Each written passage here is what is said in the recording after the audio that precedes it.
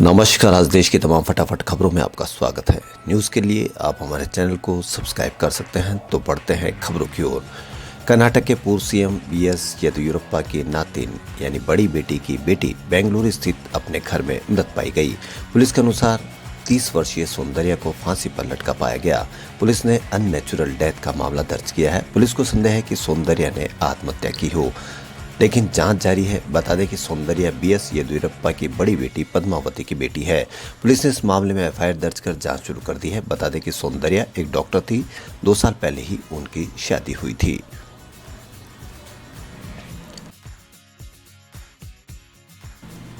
महाराष्ट्र विधानसभा मामले में supreme court ने संसद और विधानसभाओं में हंगामे पर चिंता जताई है। सुप्रीम कोर्ट ने कहा कि संसद विधानसभा ज्यादा से ज्यादा असंवेदनशील स्थान बनते जा रहे हैं। सदन के सदस्यों को ज्यादा वक्त एक दूसरे के खिलाफ उपहास और व्यक्तिगत हमलों में बीतता है। सदस्य स्टेटसमैनशिप दिखाएं, ब्रिंकमैनशिप नहीं। Justice M Khanwilkar, justice Dinesh Maheshwari और जस्टिस सीटी कुमार रवि कुमार की बेंच ने 90 पेज के फैसले में कहा कि ये रेखांकित करना आवश्यक है कि संसद के साथ साथ राज्य विधानसभा को भी पवित्र स्थान माना जाता है, ठीक वैसे ही जैसे न्यायपालिका को न्याय का मंदिर माना जाता है। वास्तव में पहली जगह जहां लोकतांत्रिक प्रक्रिया द्वारा आम आदमी को न्याय मिलता है वह संसद विधानसभा। यह एक ऐसा स्थान है जहां नागरिकों को शासित करने के लिए नीतियां और कानून बनाए जाते हैं। यहाँ अंतिम मील तक बैठी जनता से संबंधित गतिविधियों की पूरी श्रृंखला पर चर्चा की जाती है और उनकी नियति को आकार दिया जाता है।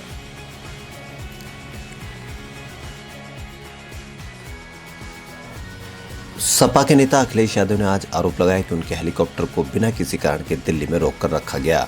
हालांकि थोड़ी देर बाद उन्होंने जानकारी दी कि उन्हें उड़ान भरने की इजाजत मिल गई है।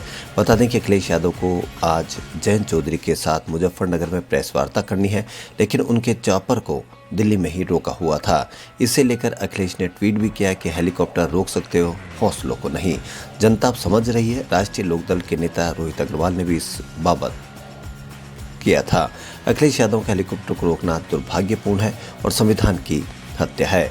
भारतीय जनता पार्टी अपनी हार देख रही है, इसलिए ऐसी हरकत कर रही है। हेलीकॉप्टर अभी भी बिना कोई कारण बताए दिल्ली में रुका है और उसे मुजफ्फरनगर जाने की इजाजत नहीं दी जा रही है, जबकि भाजपा के एक शीर्ष नेता ने अब यहां से उड़ान भरी है। ये हारी हुई भाजपा की हताश साजिश है। जनता सब समझ रही है।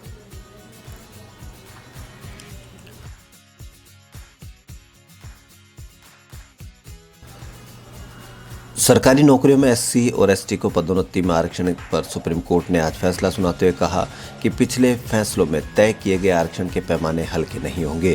केंद्र और राज्य अपनी अपनी सेवाओं में एससी एसटी के लिए आरक्षण के अनुपात में समुचित प्रतिनिधित्व को लेकर तय समय अवधि पर रिव्यू जरूर करेंगे।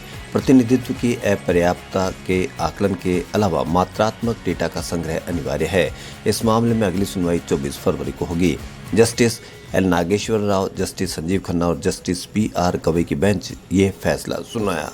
कोर्ट ने कहा कि हमने माना है कि हम प्रतिनिधित्व की अपर्याप्तता को निर्धारित करने के लिए कोई मानदंड निर्धारित नहीं कर सकते हैं।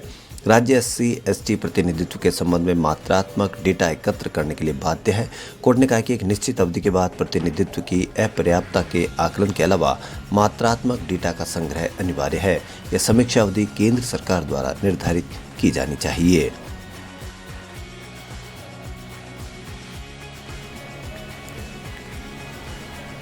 रेलवे परीक्षा में धांधली और बवाल के विरोध में आज बिहार में विपक्ष ने बंद बुलाया। बंद में छात्र संगठनों का महागठबंधन का साथ मिला। वहीं कोचिंग संचालक फैजल खान ने छात्रों से प्रदर्शन न करने की अपील की। पूरे बिहार में सुरक्षा के कड़े इंतजाम किए गए हैं। प्रदर्शनकारियों ने आज पूरे बिहार में सड़कें जाम की, ट्रेनें रोकी और टायर जला दे। बता दें कि रेलवे भर्ती बोर्ड NTPC यानी नॉन टेक्निकल पॉपुलर कैटेगरीज परीक्षा के नतीजों में अनियमितता को लेकर छात्रों ने आज बिहार बंद का आह्वान किया है। लेफ्ट के छात्र संगठन AISI की ओर से बुलाए गए बंद को बिहार की विपक्षी पार्टियों का भी समर्थन है। JDU अध्यक्ष ललन सिंह ने भी छात्रों के समर्थन में ट्वीट किया है। बंद को देखते हुए राज्य में सुरक्षा के लिए पुलिस हाई अलर्ट पर है। बिहार और रेलवे पुलिस ने इसके लिए पूरी तैयारी कर रखी है। इसी बीच पटना के मशहूर टीचर खान सर ने एक वीडियो जारी कर छात्रों से किसी प्रकार का प्रदर्शन नहीं करने की अपील की है। छात्रों के प्रदर्शन और हंगामे के बाद खान सर सहित कई कोचिंग संचालकों पर भी FIR दर्ज की गई थी।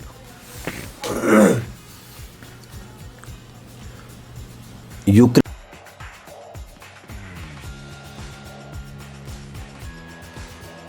और रूस विवाद में फिलहाल जंग का खतरा खत्म होता नजर आ रहा है। शुक्रवार दोपहर रूस के विदेश मंत्री सर्गेई लावरोव ने साफ कहा कि यूक्रेन पर हमले का हमारा कोई इरादा नहीं है। हम किसी भी तरह की जंग का आगाज नहीं करना चाहते हैं। हालांकि लावरोव ने यह भी साफ कर दिया कि रूसियों को अपने मुल्क की हिफाजत का उतना ही हक है जितना किसी और देश को। लावरोव का बयान अमेरिकी राष्ट्रपति जो बाइडेन की गुरुवार रात दी गई उस वार्निंग के बाद आया जिसमें उन्होंने कहा था कि अगर रूस ने यूक्रेन पर हमला किया तो वहां के राष्ट्रपति व्लादिमीर पुतिन को व्यक्तिगत तौर पर भी इसकी कीमत चुकानी होगी। व्हाइट हाउस ने पुतिन पर व्यक्तिगत तौर पर भी प्रतिबंध लगाने की धमकी दी थी। अमेरिका और उसके नाटो सहयोगी जंग के लिए पूरी तैयारी कर चुके थे। बाइडेन ने साफ कर दिया था कि अगर रूस किसी भी वक्त यूक्रेन पर हमला करता है तो इसे नाटो पर हमला माना जाएगा और इसका माकूल जवाब दिया जाएगा। इसके बाद ब्रिटेन ने एंटी टैंक वेपन्स और कनाडा ने अपनी एक रेजिमेंट यूक्रेन भेज दी थी।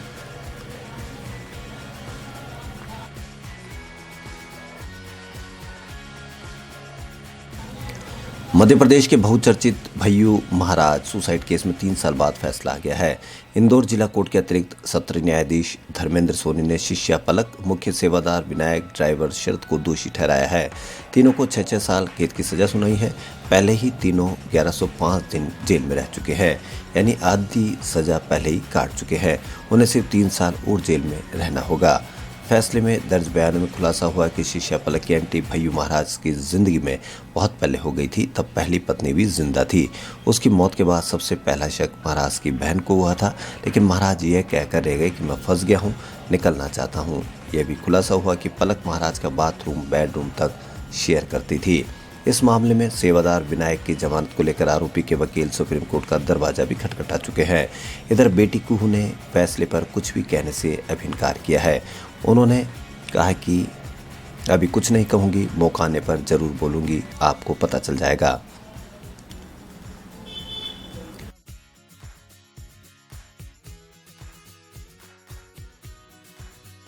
राजकुमार राव और भूमि पेडनेकर की अपकमिंग फिल्म बधाई 2 का आज टाइटल ट्रैक रिलीज हो गया है। गाना बधाई 2 एक वेडिंग सॉन्ग है जिसे नकाश अजीज ने आवाज दी है। फिल्म का ट्रेलर भी रिलीज किया जा चुका है जिसे दर्शकों द्वारा खूब पसंद किया जा रहा है। फिल्म समलैंगिकता पर आधारित है जिसे 11 फरवरी को सिनेमाघरों में रिलीज किया जाएगा। जंगली पिक्चर्स की बधाई 2 का निर्देशन हर्षवर्धन कुलकर्णी ने किया है, जिसे अक्षत घिल्डियाल और सुमन अधिकारी ने लिखा है। खबरों फिलहाल इतना ही। यदि आपको हमारा चैनल पसंद आए तो लाइक, सब्सक्राइब और शेयर अवश्य करें। धन्यवाद।